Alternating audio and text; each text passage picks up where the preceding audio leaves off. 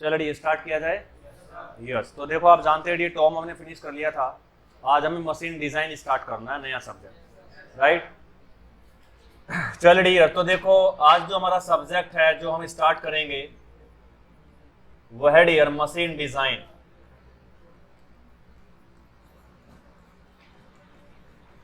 Machine design, तो देखो dear काफी कुछ हमें यहाँ पे पढ़ना है मशीन डिजाइन में, समझा, और काफी इंपॉर्टेंट भी है, समझा। तो देखो डियर अब यहाँ पर बेसिकली हमें करना क्या है, बेटा please keep quiet and focus here. तो सब्जेक्ट है मशीन डिजाइन जो नया स्टार्ट करना है आज हमें। तो देखो डियर मशीन डिजाइन में है क्या कि हमारे पास बहुत सारे कंपोनेंट होंगे, यहाँ पे बहुत सारे कंपोनेंट है और उन कंपोनेंट्स को हम यहाँ पे डिजाइन करेंगे, उन कंपोनेंट्स को हम यहाँ पे डिजाइन करने वाले हैं। तो अब डिजाइन का मतलब क्या है सर जी? डिजाइन का मतलब है उसकी सेफ डायमेंशन, सेफ डायमेंशंस और सेफ लोड को हम कैलकुलेट करेंगे, इनको एनालाइज करेंगे, एनालाइज करेंगे और फाइनली इन्हें हम कैलकुलेट करेंगे, समझा ना, इन्हें हम कैलकुलेट करेंगे। इसलिए सेफ डायमेंशन को और सेफ लोड को हम कैलकुलेट करेंगे, यही हमारा मेन टारगेट है यहाँ पे। बच्चों बात समझ आ रही है नहीं? यस।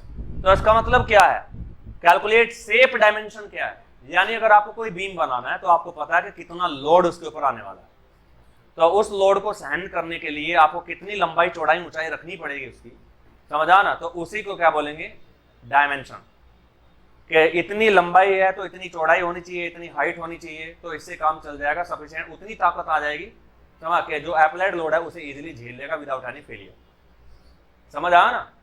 तो ये कहानी। तो सेफ डायमेंशन की, सेफ लोड कि अगर कोई कंपोनेंट आपके सामने बना हुआ रखा है तो आपको कैलकुलेट करना है कि मैक्सिमम कितना लोड ये सहन कर सकता है सेफ लिमिट के अंदर, समझ। जो डिजाइनिंग होती है वो हमेशा सेफ लिमिट के अंदर होती है, आप सेफ लिमिट को क्रॉस नहीं करेंगे पूरे सब्जेक्ट के अंदर, सेफ लिमिट तक या सेफ लिमिट के अंदर ही रहेंगे, राइट। चलिए, तो ये कहानी है। तो सेफ डायमेंशन और सेफ लोड को हमें यहाँ पे कैलकुलेट करना है, राइट। चलिए, तो देखो डियर अब यहाँ पर एक चीज आपको देखनी है कि एग्जाम्पल लेते हैं और एग्जाम्पल के थ्रू चीजों को समझते हैं। मान लो सपोज दैट कोई बीम है, ये यहाँ पर कोई ये बीम है, अगर ये बीम है तो गारंटी यहाँ पर कोई ना कोई बेंडिंग स्ट्रेसेस डेवलप हो रही होंगी, भाई कोई ना कोई बेंडिंग स्ट्रेसेस डेवलप हो रही होंगी या नहीं। अब जो बेंडिंग स्ट्रेसेस डेवलप हो रही, जानते हैं बेंडिंग स्ट्रेसेस टेंसाइल और कॉम्प्रेसिव नेचर की होती हैं, और टेंशन और कॉम्प्रेशन में जनरली जो मेटल्स हैं उनकी ताकत बराबर होती है। तो मान लो जो बेंडिंग स्ट्रेस यहाँ पे डेवलप हो रही है वो सिग्मा है, वो कितना मान लिया, सिग्मा भी, समझा ना। इतनी बेंडिंग स्ट्रेस मटेरियल के अंदर डेवलप हो रही है, राइट। चलिए, ये तो डेवलप हो रही है सर जी, समझा। ये तो कौन सी है जो डेवलप हो रही है, क्या कि बीम के ऊपर लगेगा बेंडिंग मोमेंट, और जब बीम के ऊपर बेंडिंग मोमेंट अप्लाई होगा तो उसके अंदर बेंडिंग स्ट्रेस डेवलप होंगी। और ध्यान रखना मेरे बच्चों, मटेरियल हमेशा स्ट्रेस की वजह से फेल होता है, लोड की वजह से नहीं, स्ट्रेस की वजह से फेल होता है। तो इसलिए हमें मेनली स्ट्रेस पे फोकस करना है कि लोड लगने के बाद स्ट्रेस कितनी आ रही है, उस स्ट्रेस के सहारे लोड को कैलकुलेट कर सकते हैं, और सीधा लोड पे फोकस नहीं करेंगे। तो पहले स्ट्रेस की बात करेंगे हम। तो बेंडिंग मोमेंट जब इस बीम के ऊपर लगेगा तो कोई ना कोई बेंडिंग स्ट्रेस डेवलप होंगी, और मान लो जो बेंडिंग स्ट्रेस डेवलप हो रही है सिग्मा बी है, समझा ना। और मान लो सपोज दैट ये है 250 मेगापास्कल डेवलप हो रही है, बेंडिंग स्ट्रेस जो डेवलप हुई है कितनी है, 250 मेगापास्कल। अब ये तो डेवलप हुई है, अब जो ये बीम सामने रखा है, ये स्टील से बना होगा या कॉपर से बना होगा, जिस भी मेटल से बना है, उस मेटल की एक लिमिट है कि उस लिमिट के आगे अगर स्ट्रेस डेवलप हो जाएगी तो मटेरियल क्या हो जाएगा, फेल्ड, समझा ना। तो एक स्ट्रेस की ऐसी लिमिट होगी कि भैया ये मटेरियल, ये बीम या ये मटेरियल मैक्सिमम इतनी स्ट्रेस सहन कर सकता है या नहीं। चलिए, अब देखो सॉम में आपने एक चीज पढ़ी थी जिसका नाम था परमिसिबल स्ट्रेस। क्या, परमिसिबल स्ट्रेस। और एक और पढ़ा था, इसी का नाम क्या रखा था, इसे क्या नाम रखा था आपने, वर्किंग स्ट्रेस। इसे वर्किंग स्ट्रेस भी कहते हैं। एलोवेबल स्ट्रेस भी सही कहते हैं यहाँ, है ना, कई नाम वहां पे मैंने से दिए थे। तो देखो सॉम के बिना तो बिल्कुल कहानी अधूरी, आप मशीन डिजाइन नहीं पढ़ सकते, समझा, इसलिए सॉम के बाद ही हमेशा एमडी लगता है, समझा ना। तो सॉम में पढ़ा था तो प्यारे बच्चों जो परमिसिबल स्ट्रेस है, समझा ना, अगर टेंशन या कॉम्प्रेशन है तो इसे सिग्मा पीईआर ऐसे लिख देंगे, सिग्मा परमिसिबल, और शियर में है तो इसे टाउ परमिसिबल लिखेंगे, समझा ना। अब सिग्मा परमिसिबल आपको देखना पड़ेगा कि मटेरियल का कितना है। मान लो जो ये बीम है, ये बीम अगर मान लो स्टील से बना है या जिस भी मेटल से बना है, अगर इस बीम का जो परमिसिबल सिग्मा है, जो सिग्मा परमिसिबल है, अगर ये मान लो 600 मेगापास्कल है, समझा ना, क्योंकि यहां केवल सिग्मा डेवलप हो रहा है तो मैं सिग्मा की बात कर रहा हूं। तो जो डेवलप स्ट्रेस इस बीम के अंदर बेंडिंग मोमेंट की वजह से वो 250 मेगापास्कल है मैक्सिमम कितनी डेवलप हो रही है, 250 मेगापास्कल, क्योंकि डिजाइनिंग में मुझे केवल मैक्सिमम वैल्यू पे ही फोकस करना है, मिनिमम वैल्यू पे फोकस करना ही नहीं, क्योंकि इस सब्जेक्ट का जो परम धर्म है वो है फेलियर को बचाना, और फेलियर हमेशा मैक्सिमम की वजह से होता है ना कि मिनिमम की वजह से। तो मैक्सिमम स्ट्रेस की वजह से फेलियर है, इसलिए पूरी एनालिसिस के दौरान केवल और केवल फोकस रहेगा मैक्सिमम स्ट्रेस पे जो कंपोनेंट के अंदर डेवलप हो रही है, चाहे वो कहीं भी हो रही हो, किसी भी हिस्से में हो रही है, बस मैक्सिमम ढूंढना है। तो मैक्सिमम बेंडिंग स्ट्रेस जाने टॉप या बॉटम पे मिलती है, बोलो। तो मान लो मैक्सिमम वाली हमेशा देखी जाती है, बेंडिंग इक्वेशन में भी हमेशा मैक्सिमम वाली ही ली जाती है। तो मैक्सिमम 250 मेगापास्कल डेवलप हो रही है, तो इसका सिग्मा परमिसिबल कितना है, 600 मेगापास्कल। तो इसका मतलब ये है कि अगर बेंडिंग मोमेंट बढ़ाओगे तो ये बढ़ता जाएगा, और ये बढ़ बढ़ के मैक्सिमम कहां तक जा सकता है, 600 तक। अगर 600 तक भी से आप ले गए तो बीम सेफ है, कोई दिक्कत नहीं है, परंतु भी बाउंड्री पे खड़े हो आप अगर 600 तक चले गए। उसके बाद जरा सा भी बेंडिंग मोमेंट बढ़ाओगे तो बेंडिंग जो डेवलप हो रही है वो 600 से आगे निकल जाएगी, और सहन शक्ति से आगे निकल जाएगी, मटेरियल सहन नहीं कर पाएगा, क्योंकि 600 ही सहन शक्ति है, ये सहन शक्ति है, बस ध्यान रखना स्ट्रेस के टर्म में। तो इसलिए कंपोनेंट क्या हो जाएगा, डेफिनेटली फेल्ड हो जाएगा, वो हमारे नजर में फेल्ड हो जाएगा। तो इसलिए इस पूरी मशीन डिजाइन में कभी भी जो स्ट्रेस डेवलप हो रही है वो हमेशा परमिसिबल से आगे नहीं जानी चाहिए, हो सकती है तो इससे कम रहे तो बेहतर, या मैक्सिमम बराबर तक आ जाए, ज्यादा तो कतई ना हो, समझा ना। अब जो स्ट्रेस कंपोनेंट के अंदर डेवलप होती है, यहां पर इसे टेक्निकल भाषा में इंड्यूस्ड स्ट्रेस कहा जाता है। क्या, इंड्यूस्ड स्ट्रेस, यानी जो स्ट्रेस इंड्यूस्ड हो रही है, इंड्यूस्ड मतलब अंदर उत्पन्न होना, समझा ना। तो जैसे कि यहां पर मैं ऐसे टर्म ले सकता हूं कि सिग्मा इंड्यूस्ड, तो इसका मतलब क्या है, सिग्मा इंड्यूस्ड का मतलब जो कंपोनेंट के अंदर जो स्ट्रेस कंपोनेंट के अंदर डेवलप हो रही है, समझा ना। और एक लिखूंगा सिग्मा परमिसिबल, ये मटेरियल की वो स्ट्रेस है जिसे मैक्सिमम तक सहन कर सकता है, इससे आगे नहीं जा सकते आप। अगर इंड्यूस्ड स्ट्रेस सिग्मा परमिसिबल से ज्यादा हो गई तो फेलियर है, लेस देन या इक्वल टू है तो सेफ कंडीशन है, और हमें हमेशा कहां रहना है, सेफ कंडीशन में, राइट। तो सिग्मा परमिसिबल क्या है, ये एक मटेरियल के ऊपर डिपेंड करती है, अगर मटेरियल बदलेगा तो ही बदलेगी, नहीं तो नहीं बदलेगी। तो सिग्मा परमिसिबल मटेरियल पे डिपेंड करती है कि मटेरियल कौन सा है, और हमेशा कांस्टेंट भी होती है किसी भी मटेरियल के लिए। स्टील के मान लो 450 तो स्टील के लिए हमेशा 450 मिलेगी, चाहे स्टील की सेट बना लो, या स्टील का बीम बना लो, या स्टील का कॉलम बना लो, समझ। ये मटेरियल की ताकत है, स्टील ये जितनी मैक्सिमम टेंसाइल या कॉम्प्रेसिव स्ट्रेंथ सहन कर सकती है वो उसकी कांस्टेंट रहेगी, वो डिपेंड नहीं करेगा इसका बीम बना रखा है तुमने या क्या बना रखा है, समझ आ ना। तो ये चीज ध्यान रखना, आई होप आपको ये टर्म समझ आ रही होंगी, क्योंकि इन टर्म को हमें फ्रिक्वेंटली यूज करना है आगे, तो ये समझ आना बहुत जरूरी है। तो बात समझ आ रही है नहीं, चलो इसके बाद देखो डियर एक हाईलाइट एरो और। अब यहाँ पे दो केस है, अगर कोई भी कंपोनेंट आपके पास है तो उस कंपोनेंट में, ये कोई भी कंपोनेंट अगर आपके पास है तो यहाँ पर दो केस होंगे, यहाँ पर हमेशा 2 केस अराइज होंगे, और एक तो केस होगा डायरेक्ट स्ट्रेस का, डायरेक्ट स्ट्रेस का मतलब सिग्मा का केस, और एक केस होगा शियर स्ट्रेस का। अरे बोलो सर जी, एक केस होगा शियर स्ट्रेस यानी टाउ का, दो केस है। अगर कंपोनेंट के ऊपर टेंसाइल या कॉम्प्रेसिव लोड है तो सिग्मा आएगा, शियर लोड लगा है तो टाउ आएगा, तो फिर टाउ में डिजाइन करेंगे भाई से। अगर कंपोनेंट के ऊपर शियर लोड आ रहा है तो डिजाइनिंग भी शियर में ही करेंगे ना।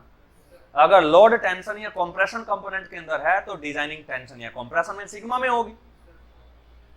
और एक परमिसिबल सिग्मा भी है उस मटेरियल का, एक परमिसिबल टाउ भी है। समझ आ ना। तो ये दो केस अराइज होते हैं, एक तो डायरेक्ट स्ट्रेस का और एक शियर स्ट्रेस का, है ना। तो मटेरियल कंपोनेंट के अंदर दो प्रकार की स्ट्रेस पैदा हो सकती हैं, एक तो सिग्मा इंड्यूस्ड और एक टाउ इंड्यूस्ड। ये दो प्रकार की स्ट्रेस इंड्यूस्ड हो सकती है। समझ आ रहा। परंतु इस मटेरियल के लिए कोई ना कोई सिग्मा परमिसिबल भी होगा और कोई ना कोई टाउ परमिसिबल भी जरूर होगा। बताए बच्चों, होगा या नहीं? बिल्कुल होगा सर जी, राइट, बिल्कुल गारंटी के साथ में होगा। समझा। चलिए, तो यहां से देखो, अब सबसे पहले मैं डायरेक्ट स्ट्रेस का केस ले रहा हूं। डायरेक्ट स्ट्रेस मतलब टेंशन और कंप्रेशन दोनों आ जाएगी। तो मतलब मेरा केवल सिग्मा से, क्योंकि टेंशन कंप्रेशन दोनों में ताकत बराबर है, तो इसलिए चाहे सिग्मा होना चाहिए बस, चाहे वो टेंशन हो या कंप्रेशन। तो टेंशन कंप्रेशन दोनों में ताकत मटेरियल की सेम रहती है, मैंने आपको बताया। तो डायरेक्ट स्ट्रेस में अगर आप डिजाइन करेंगे तो देखो कंडीशन क्या है। दो कंडीशन यहां पे हो सकती है। अगर सिग्मा इंड्यूस्ड ज्यादा हो गया सिग्मा परमिसिबल से, समझ आ रहा, तो गारंटी है ये क्या है, फेलियर हो जाएगा कंपोनेंट में।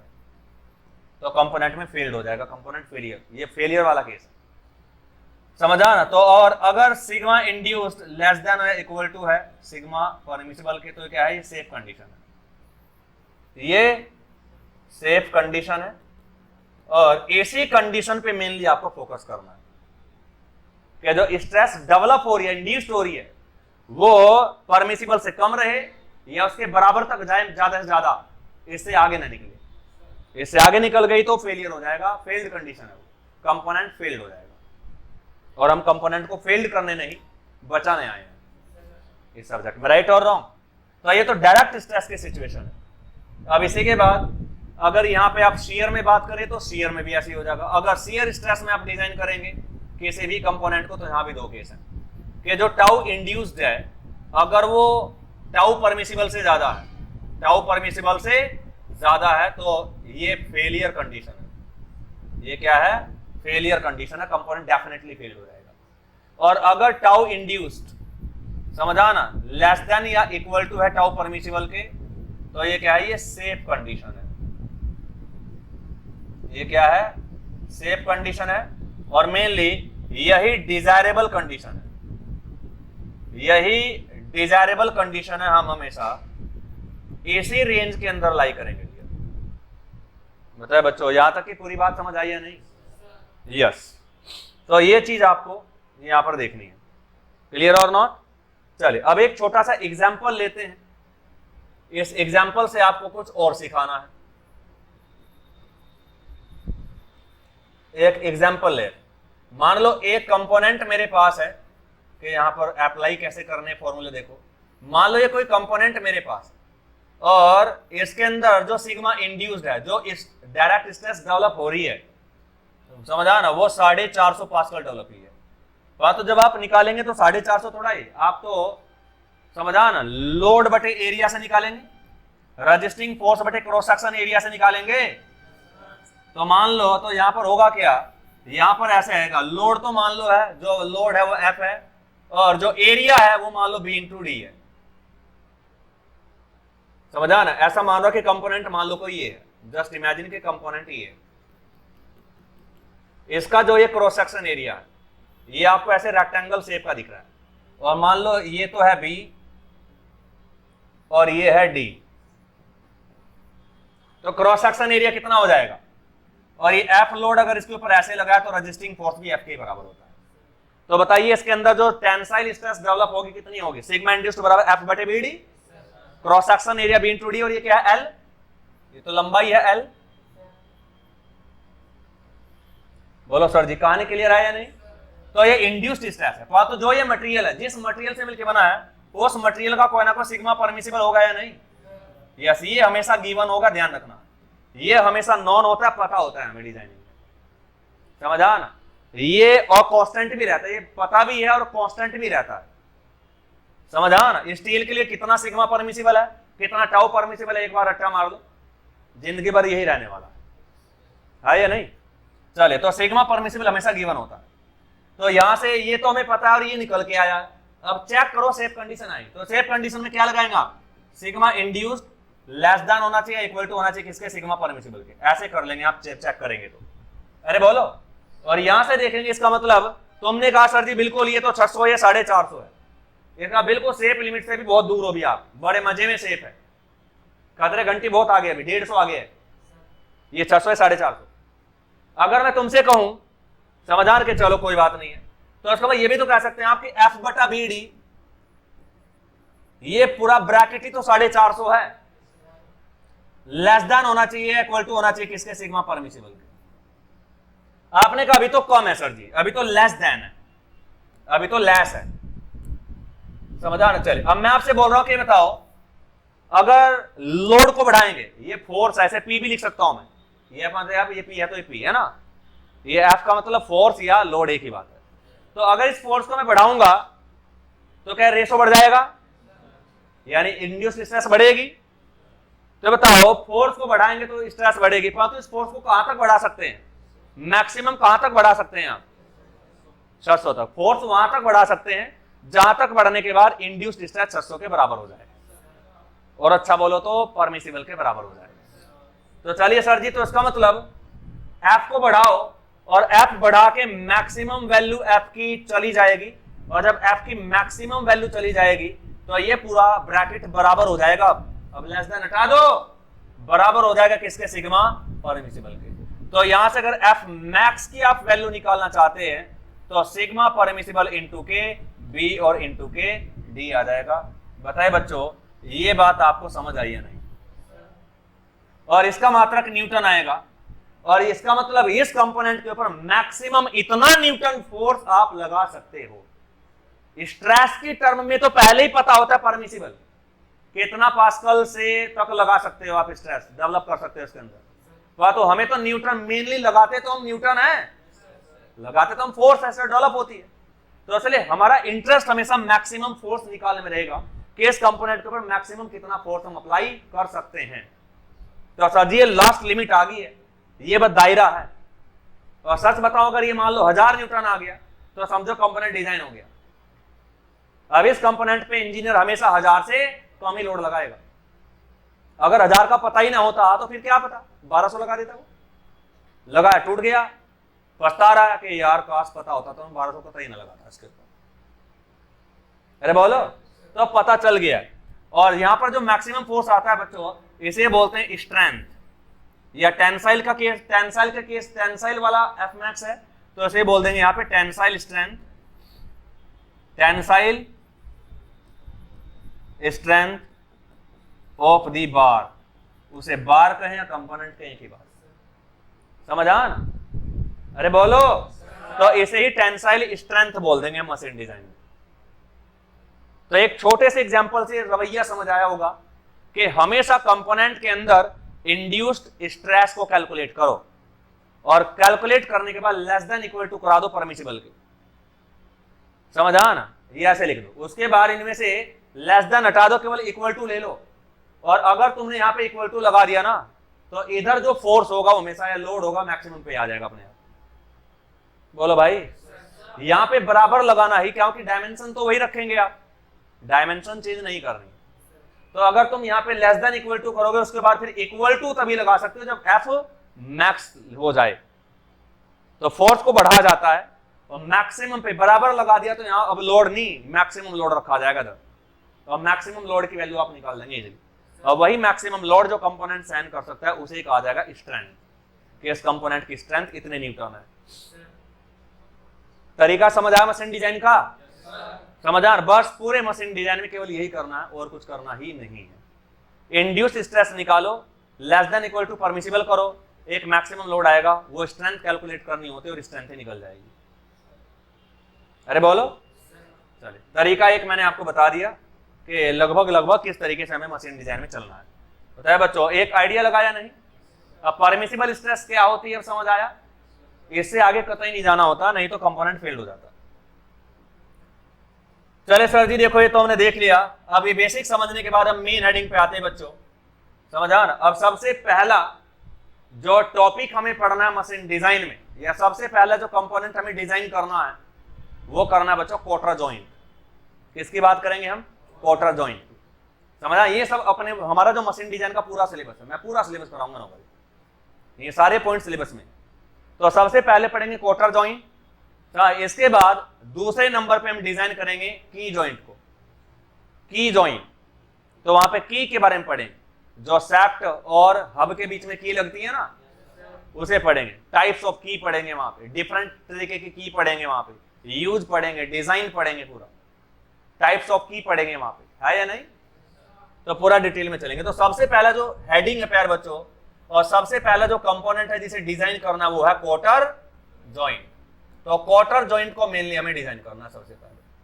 समझा। काफी क्वेश्चन यहां से देखने को मिलते हैं, बहुत ही इंपॉर्टेंट जॉइंट है प्यारे बच्चों, बहुत ही इंपॉर्टेंट जॉइंट है। राइट और रॉन्ग? चलिए अब देखो प्यारे बच्चों, कोटर जॉइंट यूज कहां होता है? मैंने आपको बताया था, समझा ना, कोटर जॉइंट कहां यूज होता है मैंने आपको बताया था। आई थिंक जब मैं मैकेनिज्म पढ़ा रहा हूंगा शायद तब जिक्र किया हो मैंने। कोटर जॉइंट वो सबसे तकड़ा और मेन यूज है इसका, समझा ना। कोटर जॉइंट, तो देखो प्यारे बच्चों, जब मैंने आपको सिंगल सिलेंडर क्रैंक मैकेनिज्म पढ़ाई थी तो दो प्रकार की थी वो, एक तो एसी इंजन में जो यूज होती है और एक आईसी इंजन में जो यूज होती है। तो एसी इंजन में क्या था, मैंने कहा था कि एक तो पिस्टन है, एक पिस्टन रोड है और एक क्रॉस हेड है या नहीं? तो पिस्टन रोड और क्रॉस हेड को आपस में कनेक्ट करने के लिए कोटर जॉइंट ही यूज किया जाता है, समझ आया ना। तो ध्यान रखना ये बहुत तकड़ा यूज है, क्योंकि इंजन बहुत इंपॉर्टेंट डिवाइस है। बात है एक्सटर्नल पिस्टन रोड कहां होगी? एक्सटर्नल कंबसन इंजन में। Internal combustion engine piston road नहीं होती, वहां पिस्टन रोड को क्या बोल देते हैं? यहां कनेक्टिंग रोड होती है, वहां पे पिस्टन रोड नहीं होती। तो एसी इंजन में समझ आया ना, एक तो पिस्टन रोड, फिगर बना रखा है मैंने, जाके देख लेना, समझा ना, हर बार फिगर नहीं बनेगा। तो पिस्टन रोड एंड क्या था? Cross head. भूल गए क्या नाम? Piston rod and cross head, समझा ना। चलिए खैर और याद दिला देता हूं, तो बाद में याद दिलाऊंगा, पहले देखो। तो क्रॉस हेड और पिस्टन रोड दोनों को आपस में कनेक्ट करना होता है। वहां जब कभी इंजन खराब हो जाता है तो कोटर जॉइंट को खोल के क्रॉस हेड अलग हो जाता है, पिस्टन रोड अलग हो जाती है, क्योंकि टेम्पोरेरी जॉइंट है। जब चाहे बना लो, जब चाहे खोलो, जैसे नट बोल्ट, समझा ना। जब खराब हो जाए तो खोल लो, अपना अलग अलग कर दो कंपोनेंट को। जब दोनों कंपोनेंट जोड़ना है तो आर में जोड़ दो, समझा ना। वहां तो वेल्डेड जॉइंट, एक बार जुड़ गया जुड़ गया। अगर अब अलग अलग करना है तो डैमेज ही करना पड़ेगा, तोड़ना ही पड़ेगा, उसे बोलते हैं परमानेंट जॉइंट। तो असली जो कोटर जॉइंट है यह एक टेम्पोरेरी जॉइंट है, वह तो बहुत ही इंपॉर्टेंट जॉइंट है, समझा ना। ये नहीं कि वेल्डेड जॉइंट को गाली देने लोगों की आप, समझा। कुछ जगह वो बेहतर है, कुछ जगह ये बेहतर है, तो हमें सभी की रेस्पेक्ट करनी है। ये नहीं कि जो आपका गुरुजी है केवल उसकी रेस्पेक्ट करनी है, गुरुजी का कोई दोस्त भी है तो रेस्पेक्ट उसकी भी करनी है, अपने से चाहे कोई भी बड़ा हो, रेस्पेक्ट उसकी सबकी करनी है। तो वही बात है सर जी। तो पिस्टन रोड और क्रॉस हेड, इन दोनों को आपस में कनेक्ट करने के लिए, समझा ना, कोटर जॉइंट यूज किया जाता है। कोटर जॉइंट को यूज किया जाता है piston rod and cross head को आपस में कनेक्ट करने के लिए। और क्वेश्चन बहुत पॉपुलर क्वेश्चन है, समझा ना, कई बार कंपटीशन में मैंने देखा है डिफरेंट, समझा ना, कि कोटर जॉइंट इज यूज्ड, तो कहीं लिख देगा वो, और एक ऑप्शन होगा to connect the piston rod and cross head in the engine. AC engine में केवल इंजन बोल देगा। अगर पिस्टन रोड का नाम दिखाई देगा तो पिस्टन रोड से ही तुम्हें समझ आना चाहिए कि पिस्टन रोड कहां पे वर्ड आया था, समझा ना। जैसे अगर किसी क्वेश्चन में कोर की बात चल रही है ना, कोर की, तो खोपड़े में आना चाहिए कि कोर कैस्टिंग में आया था, तो क्वेश्चन कैस्टिंग से लिंक है इसका, समझ आ रहे हैं नहीं। इस लेवल पे दिमाग काम करना चाहिए। तो कोटर जॉइंट यूज किया जाता है piston rod and cross head को आपस में कनेक्ट करने के लिए। राइट और रॉन्ग? इन दोनों को कनेक्ट करने के लिए क्वार्टर जॉइंट यूज किया जाता है। बताइए, चले थोड़ा और याद दिलाता हूं मैं आपको। सच बताऊं तो वहां पर एक तो था पिस्टन, देखो यहां देखो प्लीज, पिस्टन प्लस के पिस्टन रोड, और यहीं पे मैंने तुम्हारी बुद्धि खराब की थी और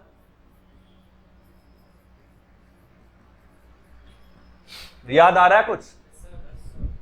अरे बोलो। पिस्टन, पिस्टन रोड और क्रॉस हेड तीनों मिलके एक लिंक थे, क्या कि इन तीनों में कोई रिलेटिव मोशन नहीं थे।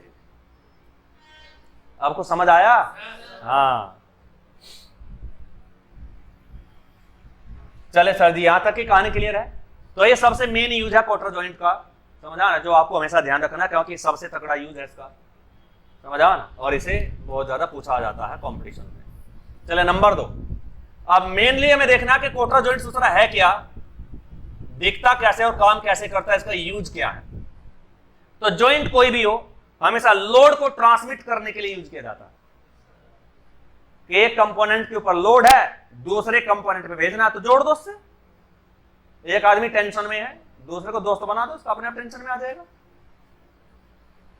अरे बोलो।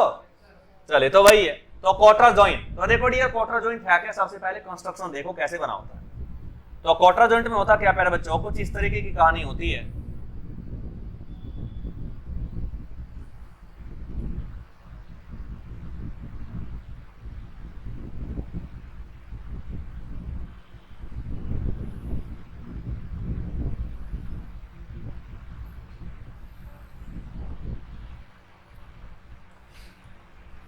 एक इस तरीके से होता है बच्चों,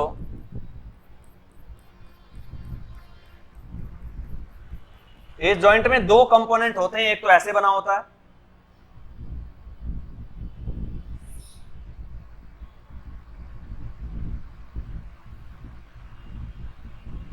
कुछ इस तरीके से,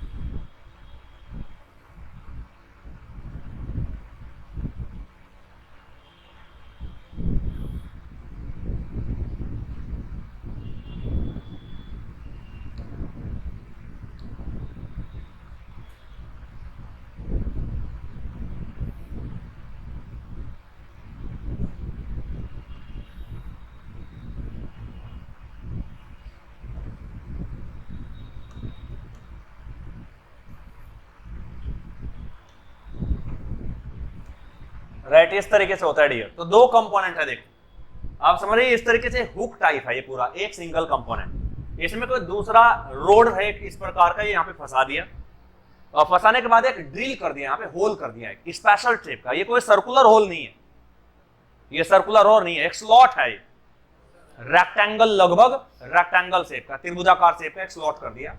और स्लॉट करने के बाद एक, अब अगर दोनों में होल होगा तो इस फ्रेम में भी हो गया और इस पूरे में भी हो गया, और उसके बाद एक कंपोनेंट है,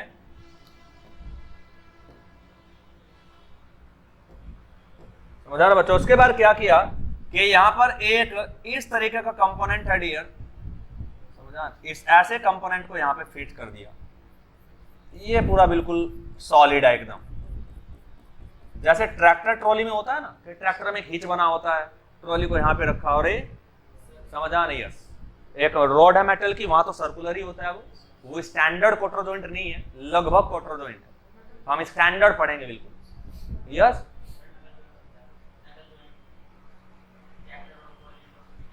हाँ वो सर्कुलर बना दिए ना, जो डिजाइन उसका यही होता है ना, क्वार्टर जॉइंट मतलब लगभग ऐसा है वो, राइट और रॉन्ग, एक थोड़ा फील देना चाह रहा हूं कि कैसे कहानी है, बाकी वो क्वार्टर जॉइंट नहीं है।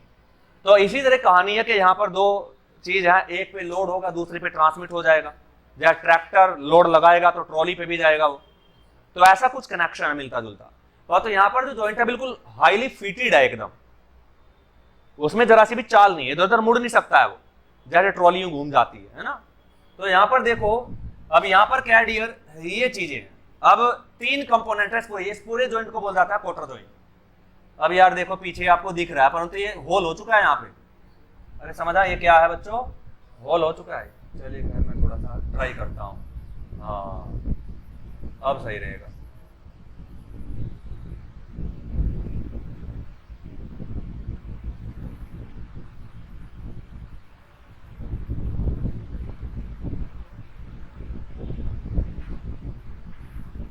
तो बच्चों कहानी क्लियर है या नहीं?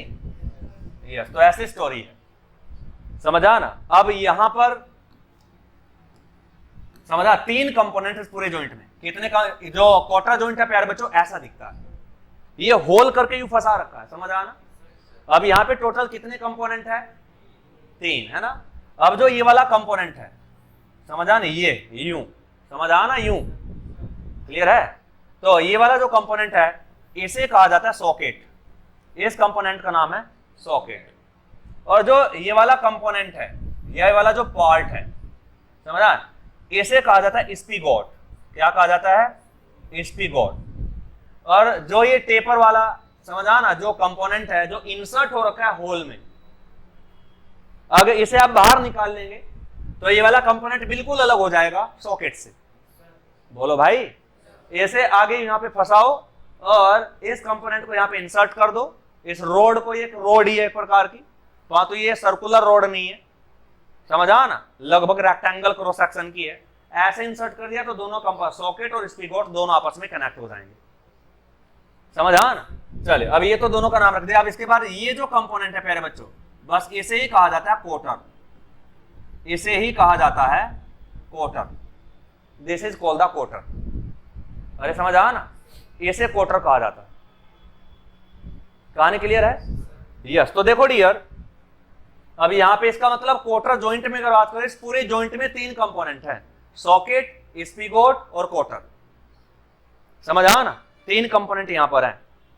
चलिए अब इनमें फिर भी स्पीगोट जॉइंट क्या नाम रखा गया इसका, सॉकेट जॉइंट क्या नाम रखा गया इसका, कंपोनेंट तो ये भी है।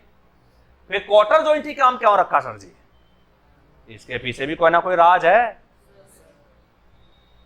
अरे बोलो, आपको लग रहा हो सर जी कनेक्ट तो यही कर रहा है, जॉइंट तो मैंने यही बना रहा है, इसलिए इसका नाम क्या रखा गया, क्वार्टर के नाम पे क्वार्टर जॉइंट पड़ा। ऐसा नहीं है, ऐसा केवल आपको दिखता है, होता रियलिटी में, साइंस में कुछ और ही है। क्योंकि इंजीनियर इस घटिया लेवल पे नहीं सोचता जैसे आप अंदाजा लगा लेते हैं, समझ आ ना, वो साइंटिफिक फैक्ट के आधार पे नाम निकालता है। समझ आ रहा है या नहीं? यस। तो क्वार्टर जॉइंट ही नाम क्या रखा गया, धीरे धीरे जब आगे पढ़ेंगे तो समझ आ जाएगा। तो देखो डियर, यहां पर स्टोरी क्या है, क्या समझ आ रही स्टोरी क्या है डियर यहां पे, कि जो ये क्वार्टर जॉइंट है, समझा ना, इस क्वार्टर जॉइंट में, इस पूरे जॉइंट में भी क्वार्टर नाम ले नहीं रहा मैं, बस जॉइंट नाम ले रहा हूं।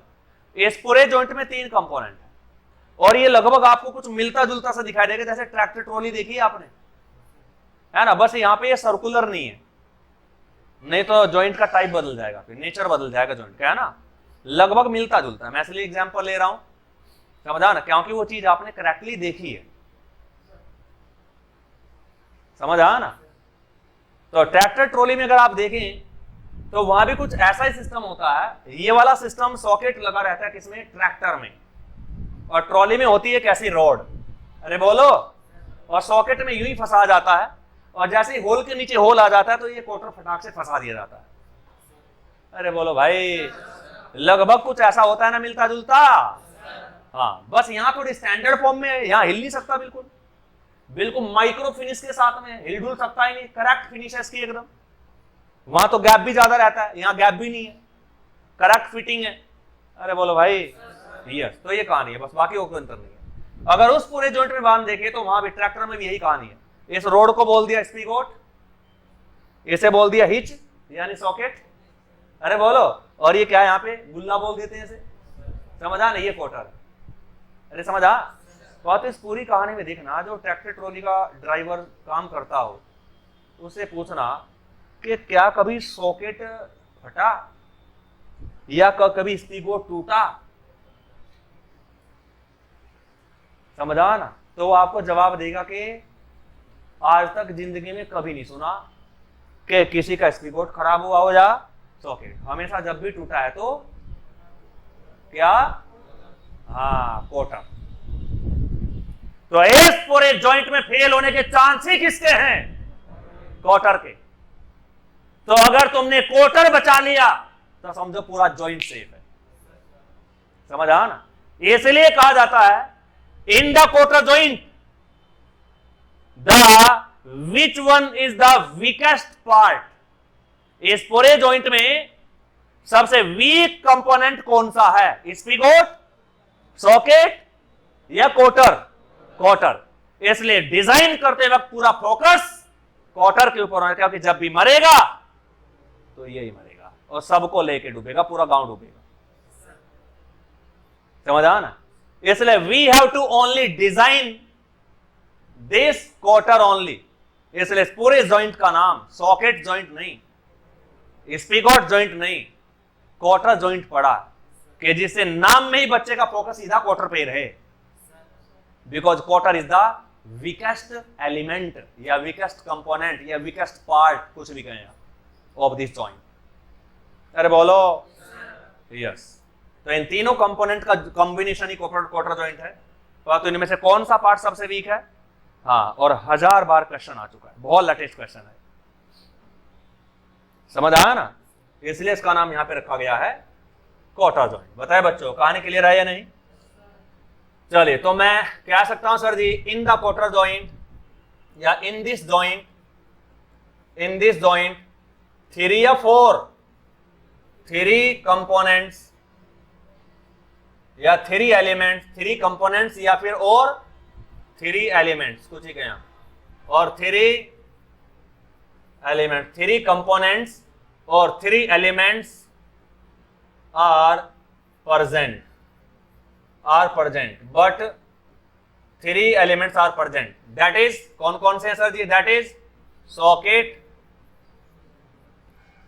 spigot and coter. But out of these, इन सभी में से, out of these all, इन सभी में से, but out of these all, the coter is the weakest element. Coter is the weakest element या weakest component या weakest part, कुछ भी कह सकते हैं, is the weakest element. तो तीनों में कौन सा weakest है? अरे बोलो सर जी। तो ध्यान रखना प्यारे बच्चों, बहुत ही इंपॉर्टेंट है ये। कोटर ही सबसे वीक पोर्शन है यहाँ पे। आई होप आपको ध्यान रहेगा। तो बच्चों, बात क्लियर है या नहीं? कोटर जॉइंट के रिगार्डिंग पॉइंट समझ आया? बहुत ही बेहतरीन ऑब्जेक्टिव क्वेश्चन है। चलिए नेक्स्ट। अब देखो प्यारे बच्चों, कोटर जॉइंट का मेनली यूज कहाँ है? तो यहां से देखो जाए, ट्रैक्टर ट्रॉली में लगता है कुछ ऐसा सीन यहाँ भी नजर आएगा कि यहाँ पर मान लो टेंसाइल लोड आपने इधर को लगाया, तो ये ट्रॉली को खींचेगा तो गारंटी इधर को फोर्स यहाँ पे लगेगा। तो ये कैसा लोड है? ये एक्सियल लोड कहलाएगा या नहीं? लगभग जॉइंट की लंबाई इस डायरेक्शन में मापेंगे आप, ये जॉइंट की लंबाई है, और एक रोड ये है और एक रोड ये है, तो दोनों रोड की एक्सिस एक ही लाइन में है। तो फिर दोनों रोड को क्या कहेंगे आप? Coaxial road. स्पिगोट और सॉकेट तो एक तरीका है कनेक्ट करने का, नहीं तो 2 रोड ही हैं जिन्हें कनेक्ट करना है। समझ आ ना? तो 2 कोएक्सियल रोड को आपस में कनेक्ट करने के लिए यूज किया जाता है कोटर जॉइंट। तो दोनों कंपोनेंट क्या भाई, जॉइंट है तो कहीं यूज करेंगे आप। तो कौन से कंपोनेंट को ये कनेक्ट कर सकता है जॉइंट? जो दोनों कंपोनेंट कोएक्सियल हो, और कोएक्सियल देन रोड ही हो सकती है। तो 2 रोड हो और दोनों की दोनों रोड कोएक्सियल हो। समझ आ ना? तो 2 कोएक्सियल रोड्स को आपस में कनेक्ट करता है या कनेक्ट करने के लिए यूज किया जाता है कोटर जॉइंट को। तो दूसरा ऑब्जेक्टिव क्वेश्चन है। अरे समझ आ ना? और क्वेश्चन क्या पूछेगा कि which elements are containing in the cotter joint? Option A cotter, या ऑप्शन ए में क्या? Cotter, comma socket and core. Option B में समझा, cotter, socket and cross head. Option B में क्वार्टर, सॉकेट एंड स्पिगोट। यही combination सही है। क्या यही तो 3 कंपोनेंट है? क्या मतलब how many element are used या part are used in the quarter joint? 4, 3 या 2? 3 ओनली। अरे है या नहीं? बस जय को ऐसे ही मजा आता है पूछने में। पता है तो यहां तक की कहानी क्लियर है या नहीं? यस। तो इसलिए क्या हम यहां पे लिख देंगे कि quarter joint is used to connect the two coaxial या इसेंट्रिक कोएक्सियल। देखो अगर एक रोड ये है और दूसरी रोड जस्ट ये है तो दोनों की एक्सिस एक ही लाइन में होगी, इन्हें बोलेंगे कोएक्सियल। अगर एक रोड ये और एक रोड ऊपर है तो दोनों इसकी एक्सिस ये इसकी एक्सिस ये है तो एक ही लाइन में नहीं है, इन्हें बोलेंगे इसेंट्रिक। अरे बोलो, तो इसेंट्रिक रोड को कनेक्ट नहीं कर सकता। अरे बोलो, यस। तो ये चीज ध्यान रखना प्यारे बच्चों आप। तो मैं यहां से कह सकता हूं कि द क्वार्टर जॉइंट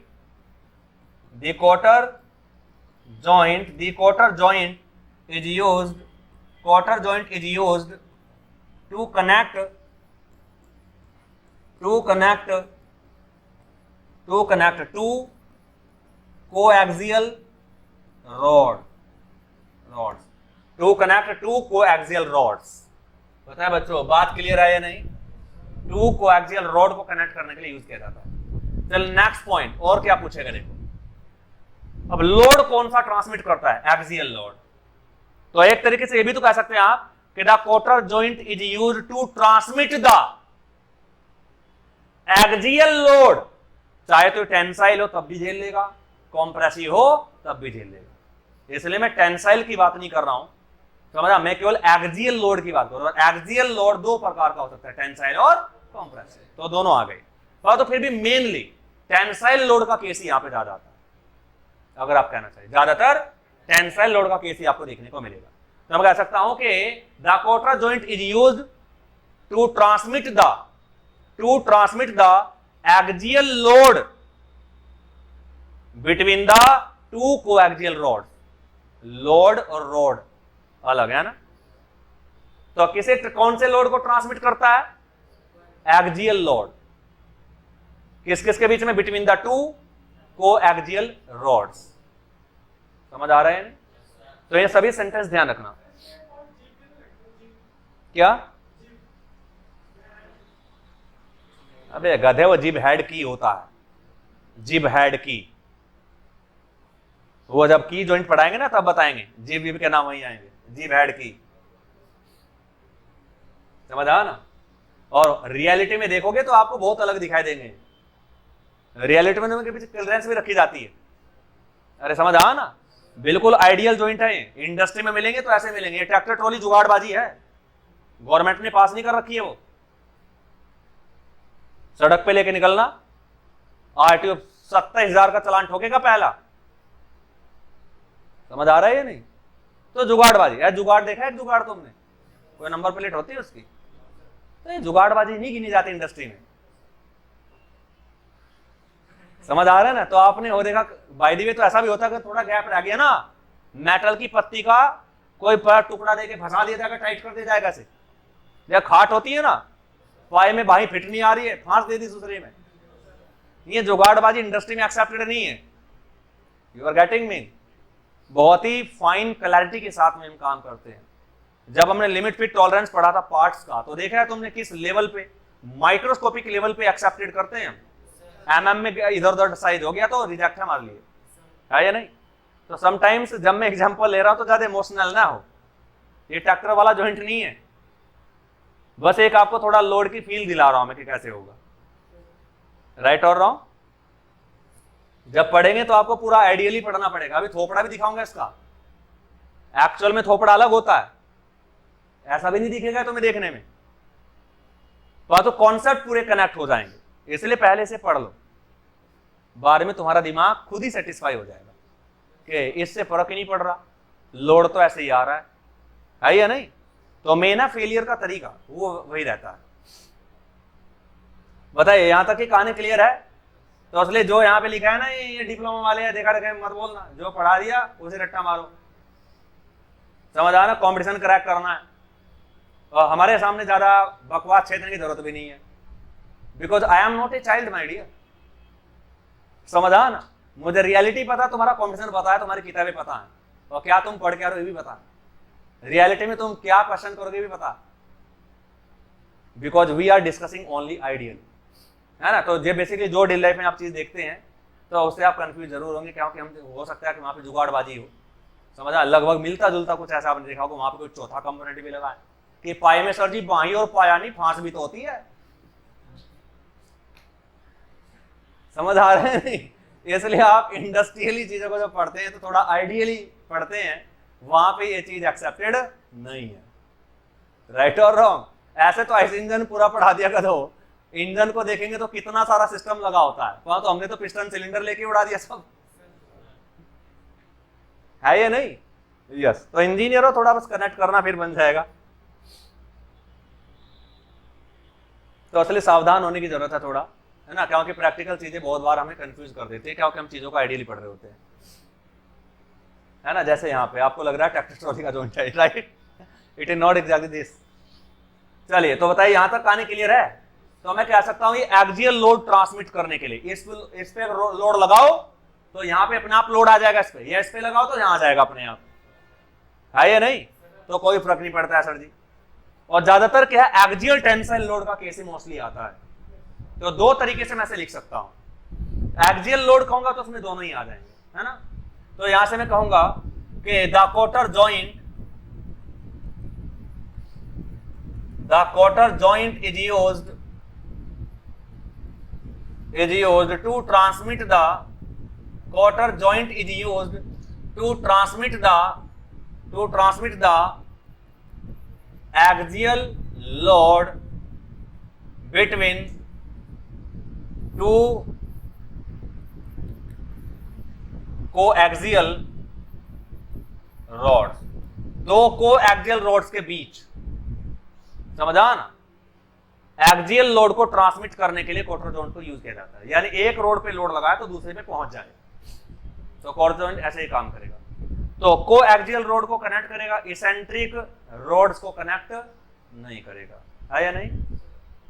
चलिए तो यहां तक समझ आया। तो दो कोएक्सियल रोड के बीच एक्सियल लोड को ट्रांसमिट करने के लिए कोटर जॉइंट का यूज किया जाता है।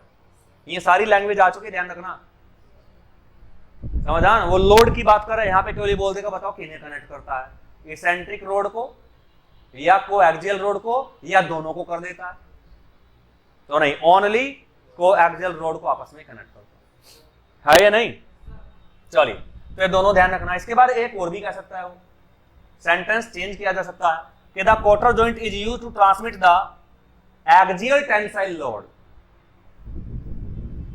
समझा ना, from one coaxial rod to the another coaxial rod, ऐसे भी तो बोल सकता है, क्योंकि ज्यादातर केस में आपको टेंशन देखने को मिलेगा, परंतु वैसे फर्क पड़ता नहीं है, टेंशन या कंप्रेशन, डिजाइनिंग तो एक ही तरीके से होगी इसकी, अभी दिख जाएगा आपको। समझा ना। तो यहां से हम कह सकते हैं बच्चों, सेंटेंस समझ आ रही है नहीं, इसी तरीके से पूछेगा बच्चों। तो यहां से नेक्स्ट हम लिख सकते हैं बच्चों कि the cotter joint is used to transmit the axial tensile load, क्योंकि मोस्ट ऑफ द केसेस में देखने को मिले axial tensile load, to transmit the axial tensile load from one coaxial rod to another, परंतु है वो भी कोएक्सियल, another कोएक्सियल रॉड। बताए बच्चों, यहां तक की पूरी बात समझ आई या नहीं, कोई दिक्कत है? अरे बोलो यस। तो सर जी ये पूरी बात हमने पढ़ ली कोटर जॉइंट के बारे में, ये ऐसे ऐसे पॉइंट बहुत बार आए हैं ऑब्जेक्टिव में, समझ आ रहा है या नहीं? चलिए अब नेक्स्ट आगे चलते हैं। चलिए बच्चों अब देखो आप, तो यहां पे हम करते हैं डिजाइन। समझ आ? तो सर जी देखो, जब आप डिजाइन करेंगे इस जॉइंट को तो फोकस केवल कहां रखना है? जब डिजाइन करेंगे जॉइंट को तो फोकस कहां रखना है? Only on the quarter. तो बस क्वार्टर जॉइंट की डिजाइन मतलब क्वार्टर को डिजाइन करना है, बस और कुछ नहीं है।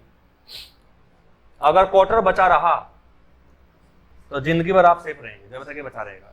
जब भी इस जॉइंट को भगवान बुलाएगा तो सबसे पहले कौन मरेगा? क्वार्टर।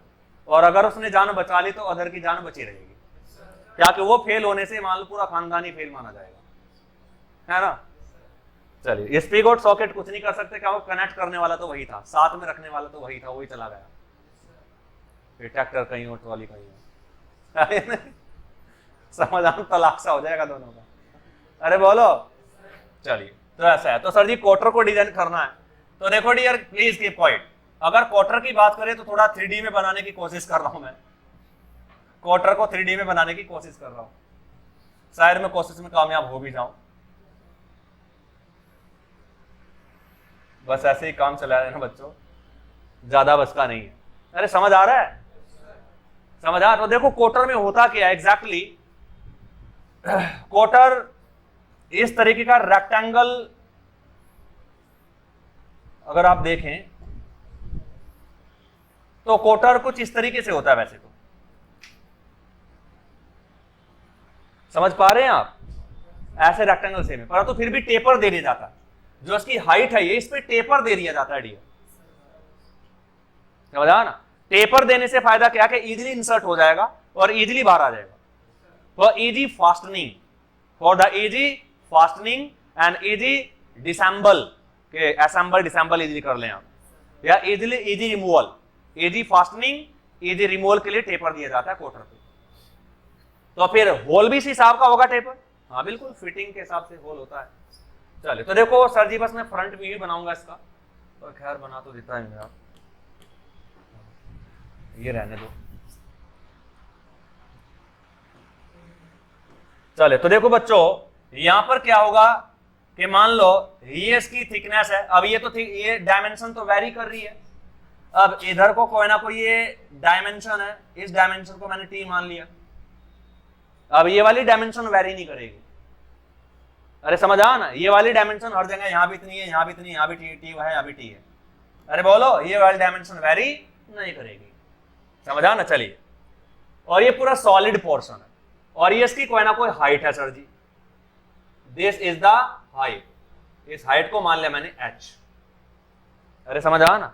चलिए अब यहां से देखो सर जी, फिगर से आपको काफी कहानी समझ आएगी। डियर अब जरा ये बताओ आप मुझे कि जस्ट आप थोड़ा ऐसा इमेजिन करो कि मान लो ये वाला कंपोनेंट तो आपने फिक्स कर दिया, ये वाला कंपोनेंट यहां से फिक्स कर दिया।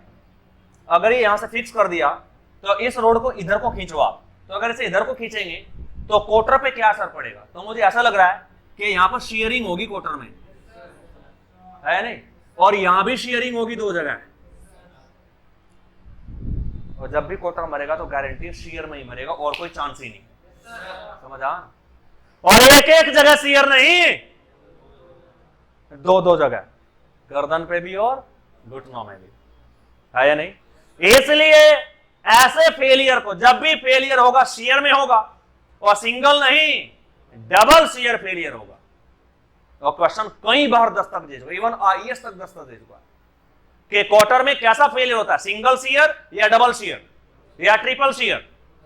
तो ये डबल शेयर फेलियर होगा, जबकि की जॉइंट आएगा वहां पे जो की है उसमें सिंगल शेयर फेलियर होगा, तो की जॉइंट में और क्वार्टर में डबल शेयर। तो ध्यान रखना, बहुत हॉट पॉइंट है ये, समझ आना? तो दो जगह यहां पर क्या हो रहा है, शेयरिंग। अब ये भी कोई ना कोई एरिया है जिस एरिया पे शेयरिंग हो रही होगी, और ये भी कोई ना कोई एरिया जहां पे शेयरिंग हो रही होगी। ये एरिया कितना बैठेगा? ये तो थिकनेस तो टी है, यहां भी टी है, तो आगे वाले बिड्थ अलग अलग है। तो यहां से ये यहां से आता कि जो बिड्थ ऐसे B1 मान लिया, और यहां से जो बिड्थ ऐसे B2 मान लिया, तो गारंटी है क्वार्टर में सबसे पहले डेवलप होगा शेयर। समझा? और शेयर ही यहां पे सबसे बड़ा खतरा है। राइट और रॉन्ग? ट्रैक्टर ट्रॉली का समझा कोटर जब भी फेल होगा तो गारंटी वो भी शेयर वाली इफेक्ट वहां पे आएगा जब फेल होगा, है या नहीं? सबसे तगड़ा असर शेयर का। तो पहले शेयर पे फोकस करो यहां पे आप, राइट और रॉन्ग? तो अगर शेयर पे देखें तो देखो यहां पर तो B1 थिकनेस में शेयर है और यहां पर कितनी थिकनेस? B2 थिकनेस में शेयर है या विड्थ है। यहां पर कितनी विड्थ है? B1। यहां पे शेयरिंग की विड्थ कितनी है? B2, और जो कि कम है। तो इस यहां पे ज्यादा विड्थ है शेयर की, यहां पे कम विड्थ है। तो बताइए एरिया कितना बैठ जाएगा? एरिया कितना बैठेगा? ये B2, हाँ T, और ये कितना आएगा डियर? B1 इंटू T, है ना? चलिए, परंतु जब ये मान लो फिक्स कर दिया, ये P लोड इधर को लगाओगे, लगाओगे या नहीं? तो देखो जब डबल शेयर आएगा तो हिस्से 3 हो जाएंगे इसके शेयर होने के बाद, एक तो ये वाला हिस्सा, एक बीच वाला और एक ये वाला, है ना? चलिए अब थोड़ा सा केवल क्वार्टर वाला फिगर मैं आगे बना रहा हूं, अब B1 B2 का ख्याल रखना। तो ये तो है सर जी यहां से यहां तक कहीं B1, अरे बोलो, जहां शेयर हो रहा है, और ये है यहां पे कहीं B2 जहां पे शेयर हो रहा है। पता है बच्चों यहां तक की कहानी क्लियर है या नहीं? तो यहाँ B1 थिकनेस में या B1 विड्थ में शेयर है, यहाँ B2 विड्थ में शेयर है, समझा ना? और अगर आप एरिया की बात करेंगे बच्चों, समझा, तो एरिया की अगर बात करें तो ये एरिया कितना बैठेगा? समझा, B1 इंटू T, ये शेयर्ड एरिया है, शेयरिंग एरिया, जिस एरिया पे शेयरिंग हो रही है। और बॉटम वाले हिस्से में शेयरिंग एरिया कितना आ जाएगा? B2 इंटू T, इस एरिया में यहाँ पे शेयरिंग है, यहाँ पे ये शेयरिंग एरिया है और यहाँ का शेयरिंग एरिया B2 T है। अरे बोलो भाई, बात समझ आ रही है नहीं? चलिए अब डिजाइन कर रहे हैं, स्ट्रेस की कैलकुलेशन कर रहे हैं हम, मेनली स्ट्रेस पे आ गए हैं। चलिए, तो शेयर से बचाना, तो अगर से फ्रंट व्यू में देखोगे 2D फिगर इसका बनाओगे तो मुझे लगता है कि 2D फिगर केवल इसका ऐसा बन जाएगा, ऐसा बनेगा या नहीं? यस। और सर जी यहां से देखोगे तो ये तो रहा क्या? B1 और ये रहा क्या? B2, बस यहीं पे फोकस करना। तो अगर मान लो इसमें शेयरिंग हो जाती है तो डबल शेयर फेलियर है, अगर शेयरिंग होगी तो उसका मतलब इसके 3 पीस होंगे शेयर होने के बाद, समझा? एक तो ये वाला हिस्सा रहेगा,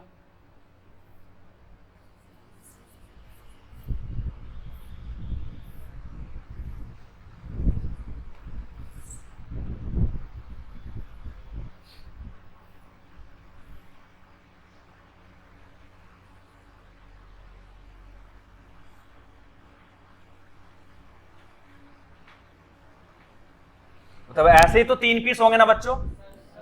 यस। अब देखना जरा, आप लॉजिकली थोड़ा कनेक्ट करने की कोशिश करना कि प्लीज जब आप पी लोड ये फिक्स कर दिया, पी लोड इधर को लगाएंगे तो अगर ये 100 न्यूटन है तो बीच वाले हिस्से पे 100 न्यूटन इधर को आएगा, तो ऊपर वाले पे क्या 50 और 50 आएगा। देखो अगर ये 1000 न्यूटन है तो 1000 न्यूटन से यूं खींचोगे तो बीच के हिस्से में इधर को पुश कितने का आएगा? 1000 का। तो 1000 जब इस पे जाएगा तो 500 तो यहां से खींचेगा इधर को और 500 ही इस पॉइंट से इधर खींचेगा। समझ आ रही है? यस। तो यहां से अगर देखेंगे प्यारे बच्चों तो आप कह सकते हैं कि इस पे तो P का P ही आएगा इधर को, और यहां पे डायरेक्शन भी बदल जाएगी, इधर को आएगा P/2 और इस पे इधर को आएगा क्या? P/2। ये पहला शेयर एरिया, दूसरा शेयर एरिया, तो डबल शेयर फेलियर। तो यहां पे क्या सर जी? डबल शेयर फेलियर यहां पे होगा जब भी होगा, राइट और रॉन्ग? चलिए, तो ये बताओ अब यहां पे समझा ना, इस वाले हिस्से में अगर देखें आप तो इस वाले हिस्से में ये मान लो हिस्सा नंबर 1 है और ये 2 है और ये 3 है, समझा ना? तो इस वाले हिस्से में कैसे शेयर स्ट्रेस निकालोगे आप? तो P/2 और बटे ये वाला एरिया, अब 3 टुकड़े हो गए, इस वाले टुकड़े में शेयर स्ट्रेस कैसे निकालोगे? P/2 और ये वाला एरिया। इस वाले हिस्से में कैसे निकालोगे? नीचे वाले में P/2 इंटू दिस एरिया। इसमें कैसे निकालोगे? P और बटे ये वाला एरिया और ये वाला एरिया, क्योंकि ये P 2 एरिया पे असर डाल रहा है। अरे बोलो, तो पहले तो नंबर 1 में देखो बच्चों आप, तो जो कंपोनेंट नंबर टुकड़ा नंबर 1 है पीस नंबर 1 है ना। तो पहले पीस में अगर आप शियर स्ट्रेस निकालेंगे तो टाउ इंड्यूस्ड कितनी इंड्यूस्ड हो रही है, कितनी इंड्यूस हो रही है, P/2 रजिस्टिंग फोर्स भी तो उतना होगा अप्लाइड है, और बटे क्रॉस सेक्शन एरिया, तो शेयरिंग एरिया कितना है B1 इंटू, बहुत बढ़िया, B1 इंटू टी, ये आ जाएगा या नहीं। चलिए अब इसका पीस नंबर 2 में शेयर स्ट्रेस कितनी इंड्यूस्ड होगी, ऊपर तो आएगा केवल P और नीचे B1T और प्लस B2T, राइट और रॉन्ग, ये टोटल एरिया पे। तीसरे पीस में अगर इंड्यूस्ड शेयर स्ट्रेस निकालेंगे आप तो ये ऊपर आ जाएगा P/2 और क्या आ जाएगा, ये B1 इंटू के टी या B2, राइट, B2 इंटू के टी। चलिए अब देखो यहां से अगर निकालेंगे तो फाइनली क्या आ जाएगा, P/2B1T और यहां से क्या आ जाएगा, P/2B2T। अरे बोलो सर जी। चलिए तो देखो, और यहां से तो बस यही आएगा P/B1T प्लस का B2T। ये फाइनल 3 स्ट्रेस, शियर स्ट्रेस की कितनी वैल्यू यहां पे आपको मिलेंगे बच्चों, अरे बोलो कितनी वैल्यूज आपको मिल रही है यहां पे, 3, समझा। तो टोटल 3 वैल्यूज यहां पे आपको मिल रही है, क्लियर है। चलिए तो देखो अब इनमें से अगर आप देखो तो एक अंदाजा लगाओ जरा आप, अभी मैंने आपको इशारा तो कर दिया था कि मान लो P 1000 है, अगर P 1000 है तो यहां भी 1000 है, यहां भी 1000 है, यहां भी 1000 है, तो न्यूमरेटर तो सबका बराबर है, तो नीचे वाली वैल्यू अलग अलग है, परंतु क्या जाता है यहाँ 2 तो यहां भी है, यहां भी है, तो यहां B1 ज्यादा है और B2 कम है, तो 2B1T ज्यादा है और 2B2T कम है, और ये तो ज्यादा ही आएगा, इससे डबल हो रहा है ना ये, क्योंकि B2T कम है और B1T ज्यादा है। तो अगर B2T 50 है तो 100 आएगा, तो अगर 50 है तो 50 से ज्यादा है तो 100 से ज्यादा आ रहा है। तो बटे में सबसे मिनिमम वैल्यू कहां है, किसमें है, 1 2 या 3, बोलो बच्चों, 3 में। तो गारंटी जो तीसरे वाला पीस है, समझा, इसमें सबसे मैक्सिमम शियर स्ट्रेस डेवलप हो रही है, अरे बोलो, मैक्सिमम शियर स्ट्रेस यहीं पे डेवलप हो रही है। बताए बच्चों, बात समझ आई या नहीं।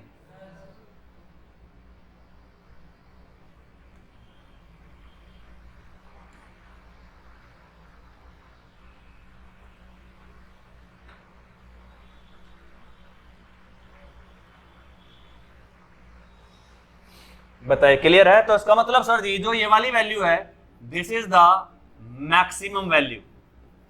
तो इस क्वार्टर के अंदर जो पैर है इसके, इन पैरों में सबसे ज्यादा, इस वाले हिस्से में सबसे ज्यादा शियर स्ट्रेस डेवलप हो रही है। इसका मतलब शियरिंग तो दोनों पे होगा, इस पे होगा, इस पे होगा, तो सबसे पहले कहां होगा, यहां। और अगर यहां नहीं हुआ तो यहां का तो मतलब ही नहीं है फिर, क्योंकि यहां तो इससे स्ट्रेस और कम डेवलप हो रही है और मटेरियल तो वही है वहां भी, समझा ना। तो इसका मतलब सर जी यहां से मैं कह रहा हूं कि बस एक काम करो बच्चों, इसे बचा ले जाओ तुम। अगर तुमने यहां पर शियरिंग नहीं होने दी तो समझो पूरे क्वार्टर बिल्कुल सेफ का सेफ रहेगा। यहां नहीं हुई तो ऊपर तो होने का मतलब ही नहीं, यहां तो होने का मतलब ही नहीं है फिर ना, बराबर, क्योंकि यहां पर तो स्ट्रेस और कम है। परंतु अगर ये क्वार्टर स्टील से बना है और स्टील की जो परमिसिबल शियर स्ट्रेस है वो 200 है, अगर 200 है, समझा। तो अगर वो 200 है तो इसका मतलब सर जी वो 200 पूरे के लिए सेम है वो तो यहां वाली जो मैक्सिमम शियर स्ट्रेस है वो 200 से कम होनी चाहिए। अगर वो कम हो गई, कम आई पी लगाने के बाद, तो समझे क्वार्टर सेफ है, नहीं तो मरेगा। बराबर अगर आ गई तो भी हमारे फेलियर, मान लो जरा सा ही बस फर्क है, बाउंड्री पे खड़े हुआ, तो प्रैक्टिकल तौर पे तो परमिसिबल के बराबर नहीं जाते, हम हमेशा कम पे रहते हैं, है या नहीं। चलिए तो ये कहानी है। तो सर जी यहां से अब हमें देखें मैक्सिमम, अब यहां पे क्वार्टर को मुझे सेव करना है, तो सेफ कंडीशन में आप क्या कहना चाहोगे। अब तीनों स्ट्रेस को सही माने में कैलकुलेट किया था मैंने, तो कभी भी कैलकुलेट नहीं किया जाता, केवल बॉटम वाले पीस में ही कैलकुलेट किया जाता है। इन इग्नोर मार दो, देखने की जरूरत नहीं है डिजाइनिंग में। क्या कहोगे कि जो टाउ मैक्स है वो लेस देन हो या इक्वल टू किसके, टाउ परमिसिबल, तो सेफ कंडीशन है या नहीं। और टाउ इंड्यूस्ड या और अच्छा बोलो तो ये कहो, ये नहीं, ये गलत है। टाउ इंड्यूस्ड, समझा, less than equal to tau permissible, और तो ये कौन सा होना चाहिए, टाउ मैक्सिमम वाला, less than equal to tau permissible. या और अच्छा बोलो तो P अपॉन 2B2T जो है ना, ये पूरा ब्रैकेट लेस देन होना चाहिए या इक्वल टू होना चाहिए मैक्सिमम टाउ परमिसिबल। अब P क्या है, लोड, जितना लोड आप जॉइंट पे लगा रहे हो P है, या P क्या है, F माना है ना, P माना है ना, P माना है ना, लोड को P मान के चलते जाते रहो, वो F गलत ले लेता मैंने, तो P मान लिया। तो यहां से P को बढ़ाओ तो पूरा ब्रैकेट बढ़ेगा, तो पूरे ब्रैकेट को कहां तक बढ़ा सकते, केवल इक्वल टू तक। तो अगर ये इक्वल टू यहां पे लगा दिया, अगर इक्वल टू टाउ पर में लिख दिया तो गारंटी है फिर यहाँ पे P नहीं, P मैक्स लिखूंगा मैं, और बेटे 2B2T लोड को यहां तक बढ़ा के लगा जा सकता है। तो यहां से अगर प्यारे बच्चों बाप बताए पूरी कहानी क्लियर है या नहीं, अब यहां से अगर आप P मैक्स निकालोगे यानी मैक्सिमम लोड या मैक्सिमम टेंसाइल लोड या मैक्सिमम एक्सियल लोड जो स्कूटर जॉइंट के ऊपर तुम लगा सकते हो, वो आ जाएगा प्यारे बच्चों टाउ परमिसिबल और इनटू के 2B2T। अरे बोलो भाई, गुणा में आ जाएगा ना 2B2T। बताया यहां तक की पूरी कहानी क्लियर है, यस। और इसी P मैक्स को कहेंगे strength of the cotter, strength of the cotter. तो this is called the strength of the cotter, इसे ही कोटर की स्ट्रेंथ, या और अच्छा बोलें तो shear strength of the cotter. तो और क्या टेंसाइल में डिजाइन करोगे ऐसे, टेंसाइल को गोली मार के उड़ा दो, उसमें कभी फेल होगा ही नहीं है, तो टाइम कहां खर्च करो केवल शियर में, समझ आया नहीं। तो असले या फिर सीधा बोल दो शियर स्ट्रेंथ ऑफ कोटर या कोटर जॉइंट, पूरा नाम है। बताया बच्चों, कहानी समझ आए ना। तो गेट वेट की बात करें तो ये फॉर्मूला बस अप्लाई करना होता है, समझान, और ये निकालना होता है, क्योंकि न्यूमेरिकल आते हैं। तो हमारे पास क्या आएंगे, थ्योरी कॉन्सेप्ट, जो कि ज्यादा डेंजरस होते हैं। तो यहां तक की कहानी क्लियर है या नहीं। चले, डिजाइन तो हमने कर लिया से, अब एक चीज और देखना, यानी जो कोटर है उसमें नंबर एक तो शेयरिंग हो रही है, वो भी डबल शेयरिंग हो रही है ना कि सिंगल। अरे बोलो, तो डबल शेयर फेलियर होता है इन द कोटर, समझना। चलिए, इसके बाद एक चीज और बताओ यहाँ पे आप, क्या केवल और केवल शेयर ही डेवलप हो रहा है कोटर में। अगर तुम यहां से देखो तो देखने से तुम्हें समझ आएगा कि सर जी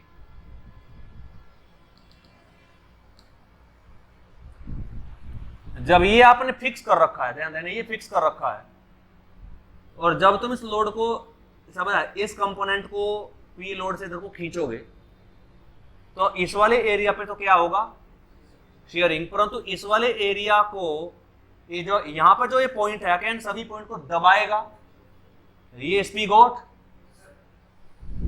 अरे बोलो, इसका मतलब कुछ ना कुछ कॉम्प्रेशन इफेक्ट भी आ रहा है या नहीं।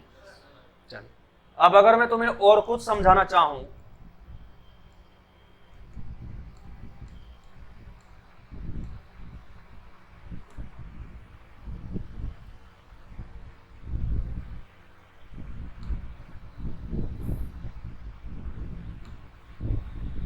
अगर मैं तुम्हें थोड़ा और कुछ समझाना चाहूं तो इमेजिन करो थोड़ी देर के लिए कि ये फिक्स है, अगर ये फिक्स है तो इस पे P लोड इधर को आ रहा है, और सच बताऊं तो गदो दोनों पे आ रहा है। अगर ये फिक्स कर दिया, खींच दिया, तो फ्री बॉडी डायग्राम ऐसे में P इधर को P इधर को, तो इसके हिसाब से देख लो आप, ये इस वाले एरिया को दबाएगा, तो मान लो इमेजिन करो ये थोड़ी देर के लिए फिक्स है, इसे खींचो आप इधर को, तो क्या ये वाला एरिया दबेगा और ये वाला एरिया भी, ये जब खींचेगा ना तो ये वाला एरिया दबेगा इधर को, ये इतने यहां तो इन में पॉइंट तो दबाव फील करेंगे, कंप्रेशन फील करेंगे, और तो ये वाला एरिया शियर फील करेगा, और तो यहां पर खतरा किसमें है, शियर में, कंप्रेशन में खतरा नहीं। वैसे भी मेटल की शियर स्ट्रेस कम होती है और कॉम्प्रेसिव टेंसाइल ज्यादा होती है या नहीं, लगभग 50-50 का अंतर होता है कि अगर टेंसाइल स्ट्रेंथ मान लो 250 है तो 125 होगा शियर स्ट्रेंथ, टाउ परमिसिबल। समझ आया या नहीं यहां से। चलिए, तो यहां से मैं एक चीज आपको बताना चाह रहा हूं कि अगर आप देखें प्यारे बच्चों, तो मैं यहां से ये कह सकता हूं कि जब ये ऐसे खींचातानी होगी तो इस वाले पूरे एरिया पे तो इधर को फोर्स लगेगा, और इस वाले हिस्से पे जो ये कॉन्टैक्ट में है इधर को फोर्स लगेगा, और इस वाले हिस्से पे इधर को फोर्स लगेगा। लगेगा या नहीं? तो फोर्स डिस्ट्रीब्यूट होगा। तो यहां पर अगर देखें तो एक फिगर बना सकता हूं मैं, समझा ना, कि यहां पर ये तो रहा सर जी क्वार्टर,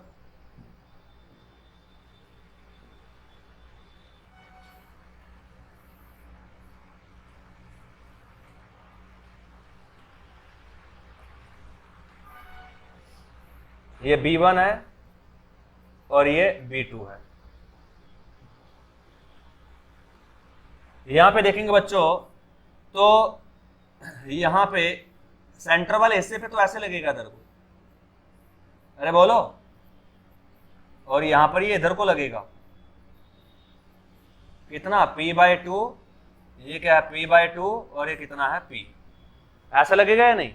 यस। परंतु अगर आप इसका इस वाली थिकनेस पे जो P/2 लगा है, अगर इसका डिस्ट्रीब्यूशन देखो आप, समझा ना, तो आगे चल के हमें ये पता चलता है, थोड़ा सा ज्यादा डीप में जा रहा हूं मैं,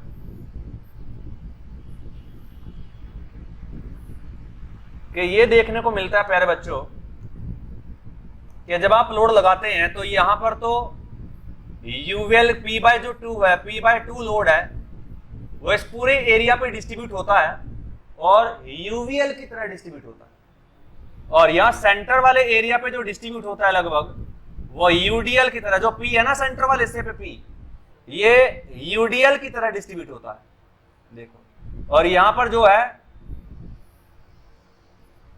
ये जो भी P/2 है, समझा ना, ये भी यूवीएल की तरह डिस्ट्रीब्यूट होता है,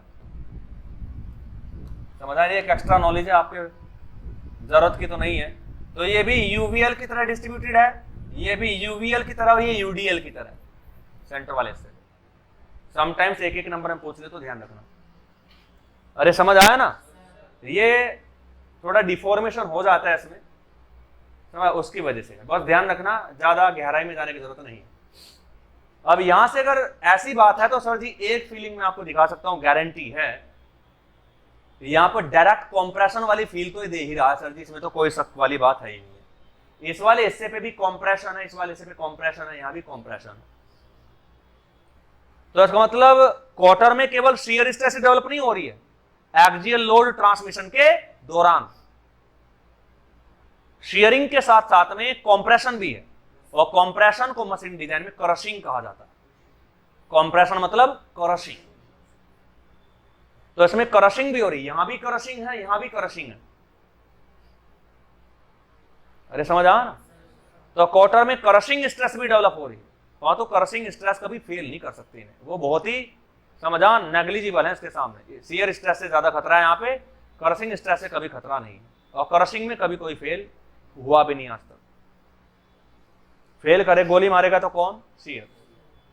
तो बचाव किससे करना है? शियर से बच के रहना, इनकी औकात नहीं कि गोली मार है या नहीं। चले तो सर पर स्ट्रेस स्ट्रेस है, देखना तो आइए। तो यहाँ पे क्या है, क्रशिंग भी आ रही है, क्रशिंग मतलब कॉम्प्रेसिव स्ट्रेस भी आ रही है, उन्हें क्रशिंग स्ट्रेस कहा जाएगा यहाँ पे, यानी सिग्मा क्रशिंग भी है यहाँ पे, और टाउ तो है ही है खैर मेन। उसके बाद अगर देखें तो एक चीज और भी, ये क्रशिंग स्ट्रेस तो है ही है, परंतु इनसे एक रिजल्ट और भी निकल के आएगा। यहाँ पे कुछ ऐसा मान सकते हो सर जी आप कि इधर से दो लोड लगे हुए हैं, P/2 और P/2 रिएक्शन, और ये P लगा हुआ है। तो अगर तुम देखो तो ये तीनों लोड का जो डिस्ट्रीब्यूशन है, ऐसा मान ले तो दो सपोर्ट हैं और ये सेंटर में पॉइंट लोड लगा हुआ है, तो क्या थोड़ा सा इधर को बैंड भी हो सकता है यार, मामूली कुछ ना कुछ। तो अगर जरा सा भी बैंड हो गया तो गारंटी, अगर थ्योरेटिकली देखे तो कुछ ना कुछ तो बेंडिंग स्ट्रेस आ ही जाएंगी। और ट्रॉली में तुमने देखा होगा कुछ ना कुछ गुल्ले कभी कभार गैप ज्यादा है तो मुड़ भी जाते हैं, बैंड हो जाते हैं। क्या देख रहे हैं?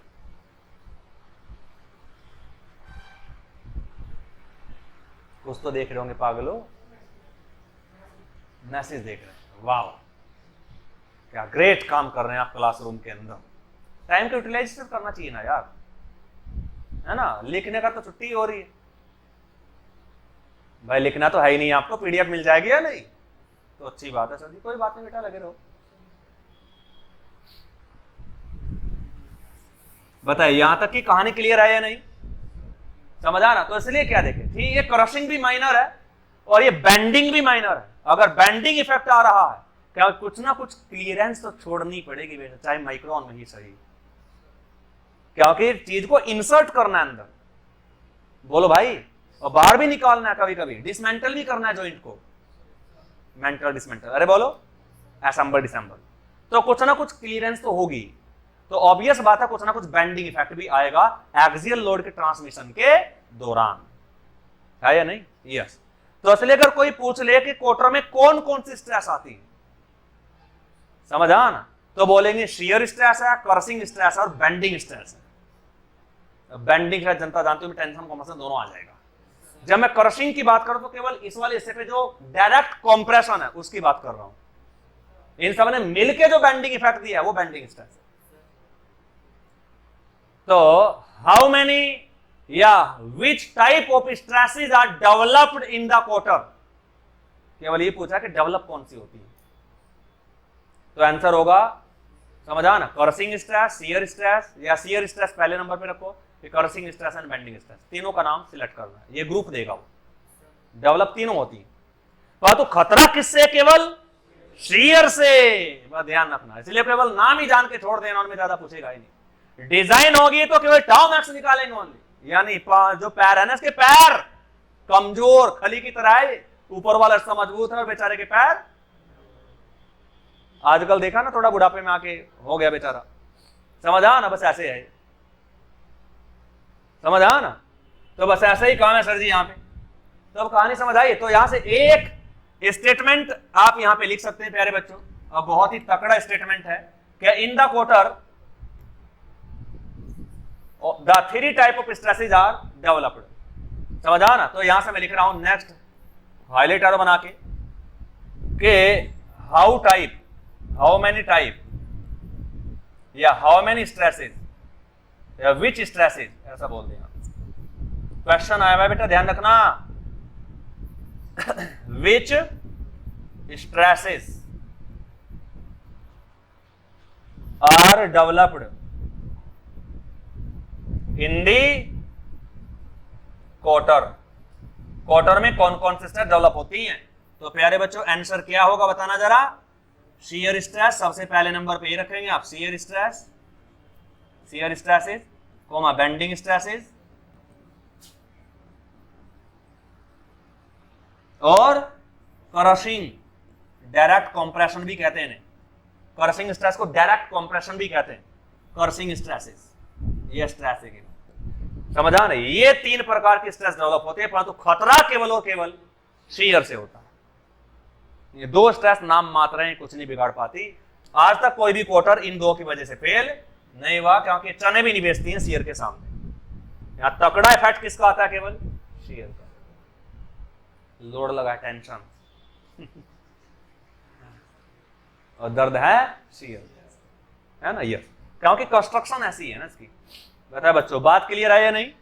तो बहुत धमाकेदार क्वेश्चन है, ध्यान रखना। तीन प्रकार के डेवलप होती है, परंतु अगर कोई ये पूछ ले, अब कोई का मतलब जान रहे हो ना, एक एग्जामिनर पूछ रखा है ना, समझ आया नहीं। अगर कोई ये पूछ ले कि कोटर तीनों में से वीक किस में होता है, कमजोर किस में होता है, तो बोलेंगे शियर में। इन्हें तो बढ़िया से सहन कर लेता है, इनकी वजह से फेल ना होना मतलब इन्हें ढंग से सहन कर गया, शियर सहन नहीं कर पाया बेचारा, इसलिए मर गया। अगर डट के शियर का भी सामना करता तो शियर में ना मरता, तो इसका ही नहीं कर पाता। बस क्यों नहीं कर पाता? तकड़ी है भैया, पहलवान, नहीं टिक पाता। अरे बोलो यस। तो कहानी समझ आई है नहीं? यस। तो यहां से नेक्स्ट क्वेश्चन होगा, समझा, मैं लिख सकता हूं कि द कोटर इज, समझा, cotter is weak in tension या वीक इन कंप्रेशन या वीक इन बेंडिंग या वीक इन क्रशिंग या वीक इन शियर। तो क्या कहेंगे आप? Weak in shear. The cotter is weak in shear, समझा, strong in crushing and bending. क्या कभी फेल होता ही नहीं हुआ तो हम यही कहेंगे कि भाई स्ट्रॉन्ग है। अरे बोलो सर जी यस। तो सर जी अब क्या लिखेंगे? तो नेक्स्ट ऑब्जेक्टिव क्वेश्चन क्या बनेगा यहां से कि cotter is weak in bending या weak in shear. Cotter is weak in shear. That's why the failure occurs due to shear. बताया, समझ आया ना? That's why. इसी वजह से क्या बच्चों,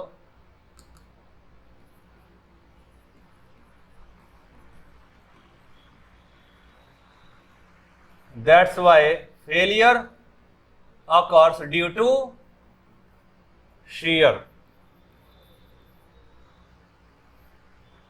इसलिए केवल shear की वजह से फेलियर होता है यहां पे। बताया बच्चों, बात बिल्कुल क्लियर है या नहीं? चलिए अपन नेक्स्ट। तो the quarter is weak in shear, weak in tension, weak in compression, weak in crushing, ऐसे ऑप्शन देगा वो, तो वीक इन shear वाला ही सही होगा। समझ आया या नहीं? मैं तो क्वेश्चन और आंसर दोनों को मिला के लिख दे रहा हूं। समझ आ रहा है? चलिए अब इसके बाद नेक्स्ट पॉइंट देखो बच्चों क्या है, समझ आया ना? तो यहां से एक क्वेश्चन आपको और क्या ध्यान रखना बच्चों, हाँ, इन the quarter, in the quarter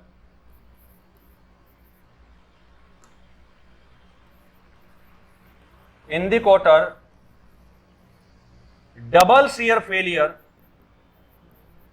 in the quarter double shear failure occurs, double shear failure occurs, in the quarter double shear failure occurs. जो क्वार्टर है उसमें डबल शेयर फेलियर होता है या सिंगल शेयर फेलियर, जबकि जो की जॉइंट आएगा ना आगे उसमें सिंगल शेयर फेलियर होगा, आपको दिख भी जाएगा। ये तो खैर क्या है, भूलेंगे आप यार, डबल शेयर दिख नहीं रहा क्या आपको, है या नहीं? तो in the cotter double shear failure occur, देखो 10-15 ऑब्जेक्टिव बन चुके बढ़िया वाले, यहां से है या नहीं? चले, which elements are include in the quarter joint, तो टोटल 3, नेमली क्या क्या नाम है, स्पिगोट, सॉकेट एंड क्वार्टर। इन तीनों में कमजोर कौन है, वीकेस्ट कौन है? क्वार्टर, है ना? वीकेस्ट एलिमेंट है, वीक नहीं वीकेस्ट, सबसे ज्यादा कमजोर हुई है, इसलिए जब भी टूटता है वही टूटता है। तो बताए बच्चों यहां तक की पूरी कहानी क्लियर है या नहीं? तो बस क्वार्टर जॉइंट से यही है, ये चीजें आपको ध्यान रखनी है, समझा? और काफी बार यहां से क्वेश्चन आए हुए हैं, राइट और रॉन्ग। ऐसे थ्योरी बेस्ड क्वेश्चन पूछेगा, न्यूमेरिकल तो नहीं आएगा आपके पास, ना आज तक आया ना ईएस में आया, समझा? पर थ्योरी कॉन्सेप्ट बहुत बढ़िया है यहाँ पे, कि कौन से लोड को ट्रांसमिट करता है, टॉर्क को ट्रांसमिट करता है, it transmit the torque, it transmit the bending moment ना, ट्रांसमिट तो केवल एक्सियल टेंसाइल लोड या एक्सियल लोड को करता है या नहीं? बेंडिंग स्ट्रेस आ रही है इसका यानी कि बेंडिंग मूवमेंट को सहन कर रहा है, नहीं, ट्रांसमिट करना है नहीं, दोनों रोड को किस तरीके से लोड लगा होता है, तो ट्रांसमिट केवल और केवल एक्सियल लोड या एक्सियल टेंसाइल लोड को ही करता है, एक्सियल टेंसाइल लोड को ही करता है। परंतु जब वो ट्रांसमिट करता है, ट्रांसमिशन के दौरान खुद में 3 प्रकार की स्ट्रेस पैदा हो जाती है क्वार्टर के अंदर, है ना? तो वो एक अलग मुद्दा, तो क्वेश्चन में कंफ्यूज नहीं होना है। Which type force is transmitted by quarter, तो सीधा होगा एक्सियल टेंसाइल लोड या एक्सियल लोड, अरे है या नहीं? विच स्ट्रेसेस आर डेवलप्ड, तो आंसर होगा क्रशिंग स्ट्रेस, शियर स्ट्रेस, पहले shear stress, crushing stress, bending stress, है या नहीं? ये 3 डेवलप होती है। तो बताइए प्यारे बच्चों यहां तक की पूरी कहानी क्लियर है या नहीं? तो ये क्वार्टर जॉइंट था, क्वार्टर जॉइंट हमने डिटेल में फिनिश कर लिया, क्वार्टर जॉइंट में इतना ही है, समझ आ ना? अब इसके बाद नेक्स्ट जॉइंट हमें पढ़ना है प्यारे बच्चों, क्या नेक्स्ट जॉइंट पढ़ना है हमें? की जॉइंट। चलिए इसके बाद एक नेक्स्ट हेडिंग लिख लो बच्चों। अब देखो यहां पर क्या है, डिफाइन कर देते हैं कि क्वार्टर जॉइंट है क्या, तो ध्यान रखना, the quarter joint, the quarter joint is a temporary fastener, temporary joint भी कह सकते हैं इसे आप, या फिर टेम्पोरेरी फास्टनर भी कह सकते हैं इसे आप, टेम्पोरेरी फास्टनर, समझ आ ना? Which transmit the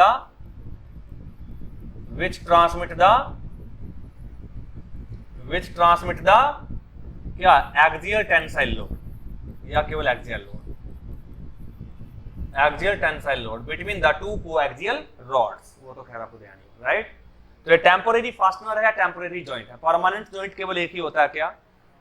riveted joint या फिर वेल्डेड जॉइंट, है ना? ये जो जैसे की जॉइंट भी टेम्पोरेरी है, क्वार्टर जॉइंट भी टेम्पोरेरी है, नट बोल्ट वाला जॉइंट भी टेम्पोरेरी है, स्क्रूड जॉइंट भी टेम्पोरेरी, राइट? वेल्डेड जॉइंट और जो रिवेटेड जॉइंट है ये परमानेंट जॉइंट माने जाते हैं, रिवेट को भी एक बार लगा दियो, उखाड़ोगे तो गारंटी कंपोनेंट कोई ना कोई डैमेज जरूर होगा। बताइए यहां तक की पूरी कहानी क्लियर है ना? तो चले सर जी, क्वार्टर जॉइंट हमने डिटेल में फिनिश कर लिया, तो बस इसमें आपको इतना ही ध्यान रखना है, ज्यादा मास्टरी नहीं करनी है, नहीं तो स्पीगोट भी पढ़ा सकते हैं यहाँ पे हम। अरे समझ आया ना? किताबों में तो पूरा डिटेल में गिवन है, हम तक थोड़ा ही करनी है, सिलेबस के अंदर रहना। चलिए इसके बाद नेक्स्ट पढ़ेंगे प्यारे बच्चों हम कीड जॉइंट या की जॉइंट, है ना?